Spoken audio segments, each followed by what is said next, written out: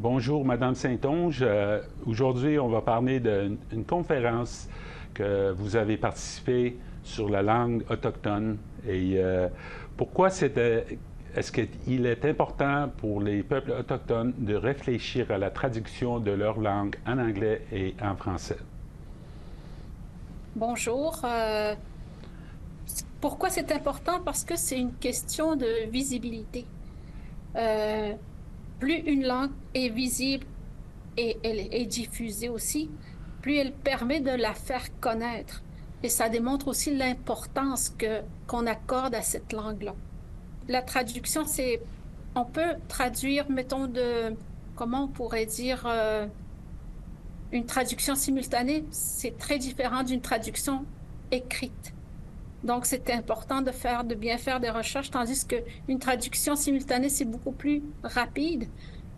Une traduction écrite demande plus de recherche, je dirais. Ça dépend de ce qu'on traduit. Oui, comment est-ce que la traduction sert les communautés où la plupart des gens parlent d'abord leur propre langue? Comme j'ai dit, c'est une question de visibilité. Euh, la traduction écrite, c'est un apprentissage aussi. L'apprentissage, la langue Innu, comme beaucoup de langues autochtones, est une langue orale. Ça prend un apprentissage pour être capable d'écrire et de lire en Innu. Donc ça permet beaucoup de faire le lien entre l'oral et l'écrit quand on fait des traductions écrites. Comment peut-on différencier la traduction des langues autochtones vers la langue européenne de la traduction des langues européennes entre elles?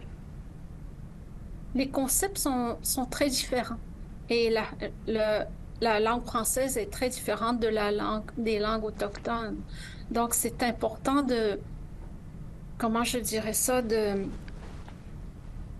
y a beaucoup de défis, hein, parce que les langues, comme la langue française, c'est une langue qui a des concepts très abstraits, ce qui n'est pas le cas des langues autochtones, comme la langue Innu, qui est une langue descriptive. C'est plus difficile de traduire des concepts qui sont abstraits.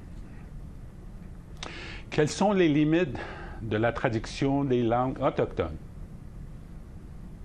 Les limites, c'est souvent, comme j'ai dit, c'est des concepts très abstraits, mais c'est aussi une question de créer des mots nouveaux, de traduire des mots qui sont les plus récents, comme ce qu'on appelle des néologismes. Un mot comme Internet, le réseau, un réseau Internet, c'est plus difficile à traduire. Ça, c'est des gros défis que nous devons surmonter, je dirais, parce que il faut très, très bien connaître le sens de ce mot-là avant d'être capable de le traduire. Et la traduction, la langue Innu étant une langue descriptive, la traduction va se faire plus par une périphrase, c'est-à-dire qu'on va expliquer le concept au lieu de créer un mot nouveau comme on pourrait le faire en anglais ou en français, mettons. Que fait-on des choses qui ne peuvent pas être traduites? C'est rare, on travaille très fort pour qu'il n'y ait pas de mots où on ne peut pas traduire, mais bien souvent, ce qu'on fait, c'est on utilise le mot tel quel et où on fait une intégration phonologique de ce mot-là. Comme pour le mot, mettons, tomate, ben on l'a pas traduit. On l'a juste prononcé selon nous comment on pourrait le prononcer. C'est quoi votre passion à propos de traduction des langues autochtones? Ça permet de diffuser notre langue, nos connaissances, notre vision du monde qui est très différente des langues européennes. Ça permet vraiment de faire connaître la langue. Et aussi, il y a beaucoup de défis, comme la création de mots, c'est très, très enrichissant parce que ça nous permet aussi de connaître beaucoup de mots nouveaux, leur signification aussi.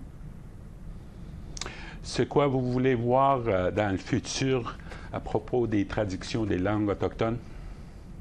J'aimerais qu'il y ait plus de relève parce que le nombre de traducteurs, traductrices est quand même assez limité.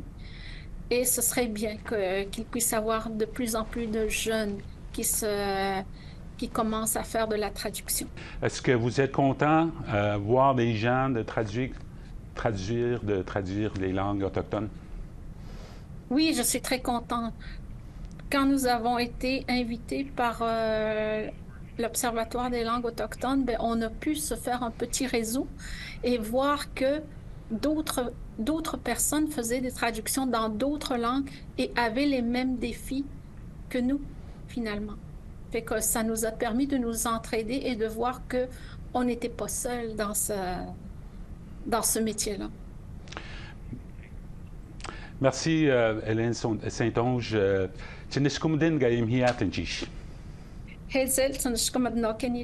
Merci.